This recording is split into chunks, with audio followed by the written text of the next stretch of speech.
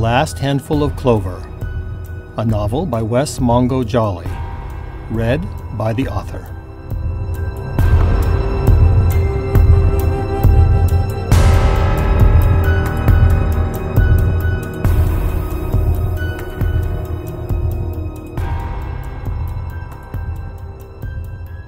Chapter 37. Justin Defies God. June 6, 1:58 p.m. While Carla Grayson was talking to Michelle Kalani, the subject of their discussion, Howard Gunderson, was sitting in his cell, staring at the white cinderblock wall across from his steel bunk. He was staring and still, but a closer look would show that his hands gripped the metal edge of his bed so hard that his knuckles were white and his lanky forearms were roped with tension. And Howard Gunderson was not alone in his cell. The other occupant looked a year or two younger than Gunderson, and they might be mistaken for cousins. Gunderson wore his standard orange prison clothes, but the other boy had on a Levi jacket over a ratty t-shirt with the name of a band that went out of style 20 years ago, and a faded black baseball cap that sat backwards on his head. Both boys had brown hair, but Howard's was sandy brown and neatly combed, while the pacing boy's hair was darker and his cut was a bit shaggy. Both boys had muscles that made them look like they had just popped out of a gym, but Howard was tanned and healthy, while the other boy looked pale, like he had spent his life indoors. While Howard stared at the wall, his companion paced back and forth in front of him, as if he was not used to being in a cell. His hands searched for something to do with themselves, and he kept shaking his head and running his fingers through his hair as if a fly were trying to land on his forehead. Each time he walked in front of Howard in the short cell, the strange young man stopped to look down with a lean, hungry look in his eyes, like a wolf sizing up a meal. But then he would quickly resume his distracted pacing, as if he was listening to something in his head that only he could hear. Finally, the pacing boy sat down next to Howard Gunderson. He sat very close, close enough that their arms touched and their knees slid gently against each other, almost tenderly. Howard did not look at his companion. He just continued to stare at the wall, but his breath became a bit more strained and ragged. The sweat on his forehead dribbled down to his thick, sandy brown eyebrows. The new boy finally shook his head, especially violently, then calmed. In fact, he fell into a strange state of contemplation, and he let his head drop onto Howard's shoulder. For a few moments the two shared the silence of the cell, and you could be forgiven for mistaking them for two young lovers sitting together on a hillside, watching the sun set over the mountains. But soon Howard Gunderson's anxiety grew so strong that the shaking traveled all the way to his shoulders. He let out a soft, strangled, mewling sound, and he squeezed his eyes shut against the trembling that threatened to engulf him. His hands clenched and released, clenched and released.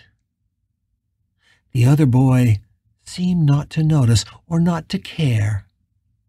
Now his hands were on Howard. First, it was just one hand, gently on Howard's thigh. But then he turned, and both hands were touching him. They explored Howard's chest and torso, and eventually both converged on his face, which the dark-haired boy explored hungrily like he was a blind man. It was only a voice in the boy's head that stopped his exploration of Howard. "Justin," said the voice. The new boy stopped and snapped his hands back from Howard Gunderson as if he was a boy caught with his father's pornography or his hand in his pajamas. He drew in a deep breath before answering the voice in his head. Finally, he spoke aloud. "Yes, Lord, I'm here." "It is time, Justin. God has need of you." Justin squeezed shut his eyes, and he pressed straining fists against his forehead. "Whatever you wish, my Lord, I will do whatever you ask." "I know you will, Justin," the voice continued, softly but as insistent as a knife pressed between his eyes. "But you have much to prove. Your mistress tells me you have repented your sins and done as you promised." "Yes, Lord, I did what you asked. 4 days ago, you told me I could pick anyone I wanted, and I found a man in the avenues. I found someone to kill, and I did as you wished." "I am pleased to hear it, but you have yet to prove yourself worthy of my grace. The time of the cleansing is near, and your immortal soul is in danger." "What is your will, my Lord?" "It is time for you to take another, and this time you must kill more than one. You must prove you are ready to be part of the cleansing." "Yes, Lord," Justin said, trying desperately to sound submissive to this terrifying voice. "And Justin, need I remind you that you must find someone new? You defied me once, possessing the same host a second time. Should you defy me in this again, you will receive no more mercy. You will be left behind. After the cleansing, you will be alone." "I understand," Justin stammered. He did not want to remember the fury that God had unleashed upon his mind the last time he had been defied. "I understand. We must never possess a host more than once. It is your commandment, and I have promised. I've promised you, and I've promised my mistress." God was silent in his mind for a very long time, and the silence felt almost as devastating to Justin as God's wrath. He just trembled and waited. "Now go," God said. And in that instant, the voice was gone. It was almost as if he could hear the click in his head as God broke off the connection, like an abrupt end of a phone call. It took several minutes for Justin to open his eyes and turn to look at Howard Gunderson, who was still shaking and staring at the wall across the cell. God's words were clear.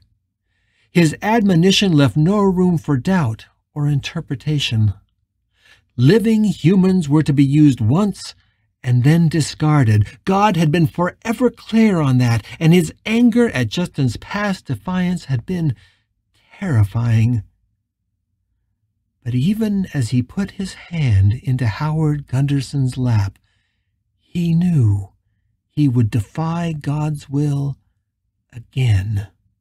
And this time, it would not be from ignorance or pettiness. This time, it would be by choice.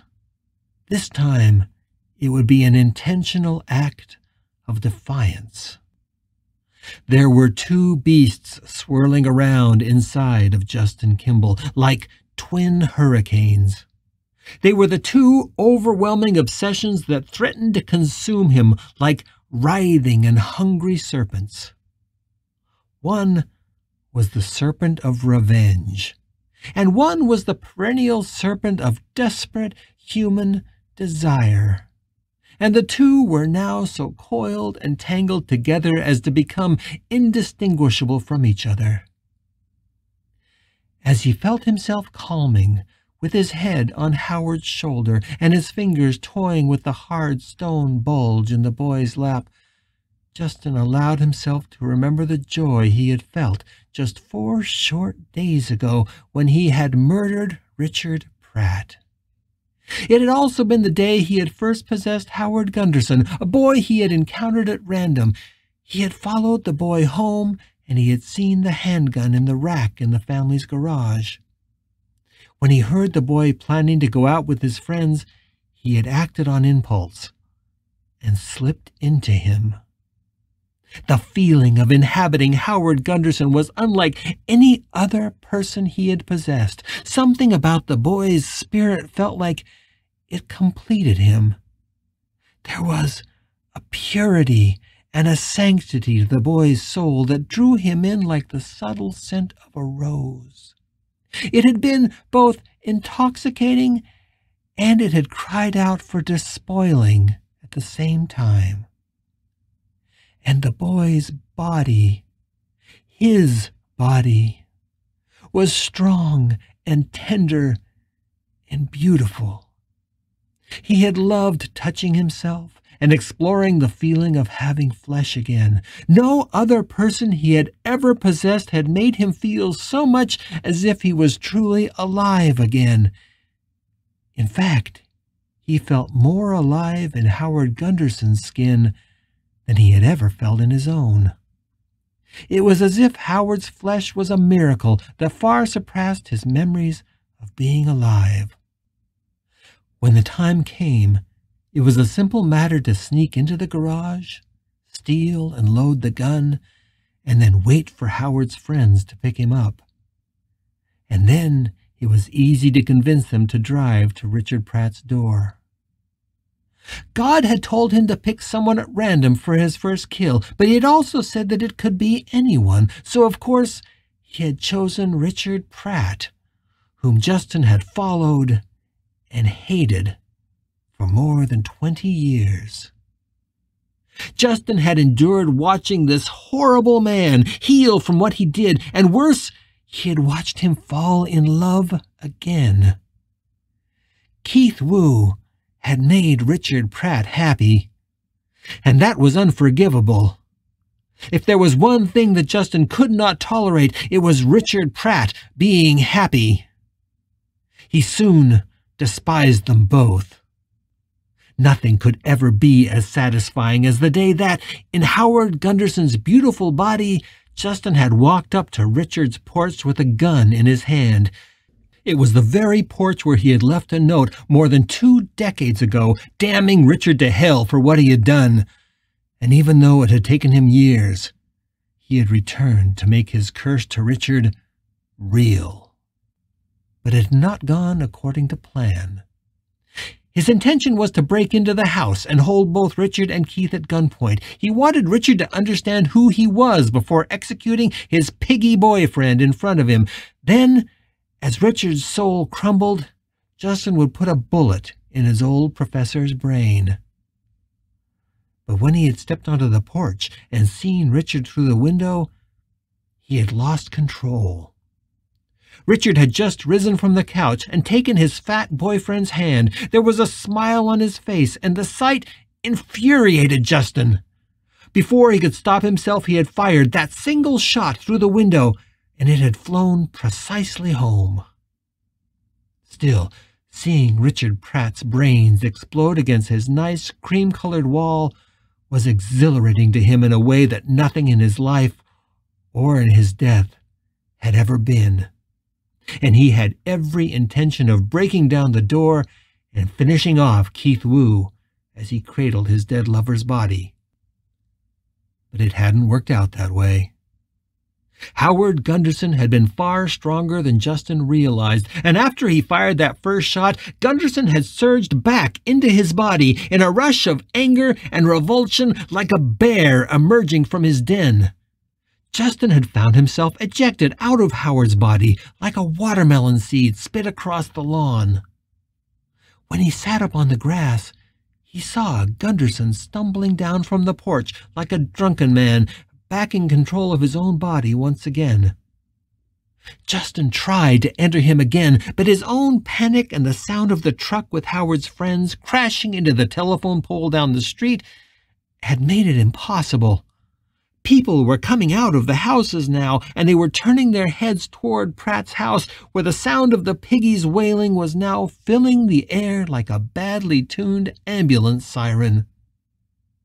In the chaos of that moment, Justin had fled, ashamed of his weakness and fearful that somehow God would realize his transgression.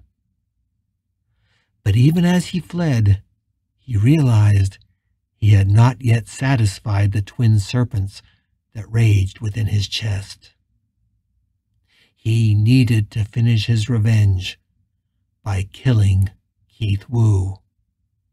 And he needed to satiate his lust by once more and forever taking over the body of Howard Gunderson. Neither of those things could happen in that moment, but they both would happen. They both had to happen.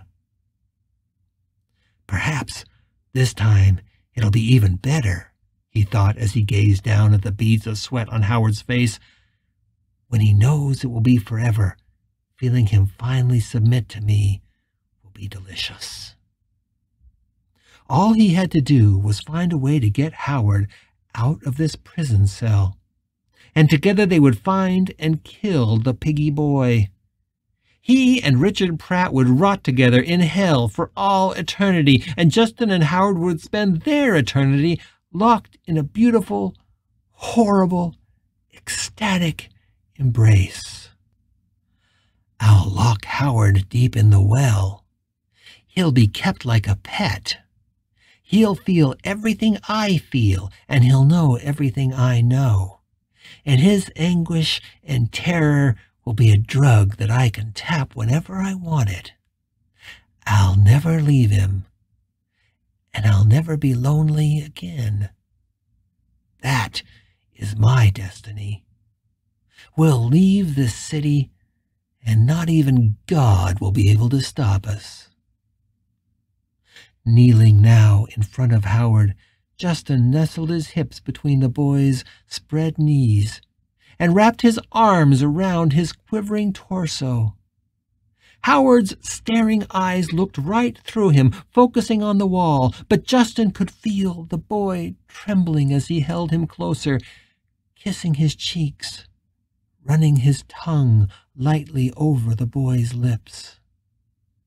Howard's body still felt like a rock to him, but soon Justin would be inside him, and his body, their body, would be soft and living and breathing again. He was so close now that he could feel the boy's ragged breath on his face, and he opened his mouth to taste it. But a ghost cannot smell or taste anything of the living. Even bringing their lips together did not bring Justin the satisfaction that he sought.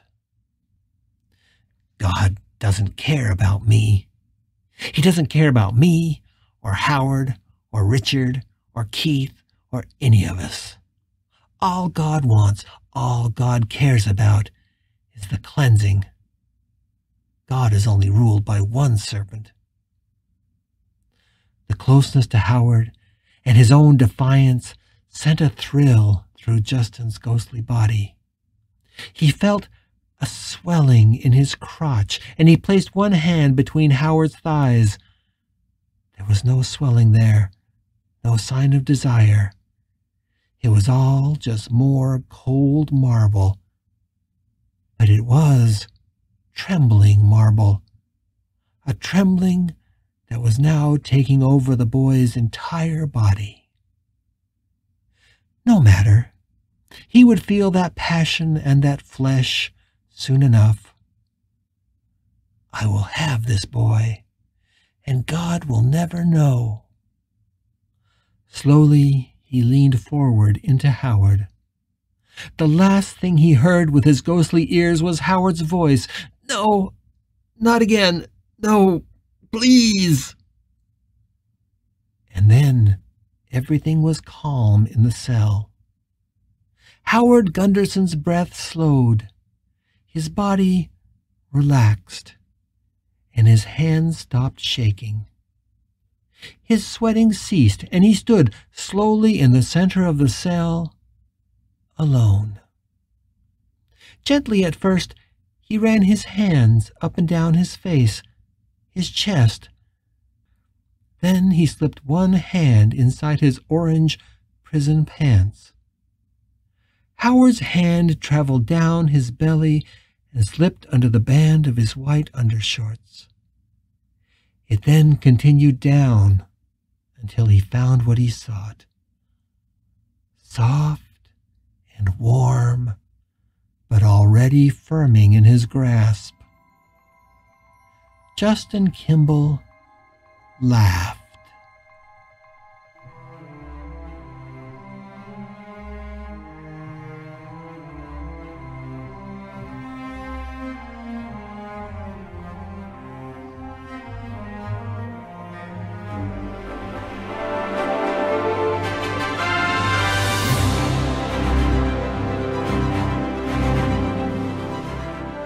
You're listening to The Last Handful of Clover, a novel by Wess Mongo Jolley. If you're enjoying this audiobook, please consider supporting the author on Patreon. That's patreon.com/Wess Mongo Jolley. And for more information, check out the author's website at wessmongojolley.com. That's WESSMONGOJOLLEY.com. Thanks for listening and stay tuned for more episodes.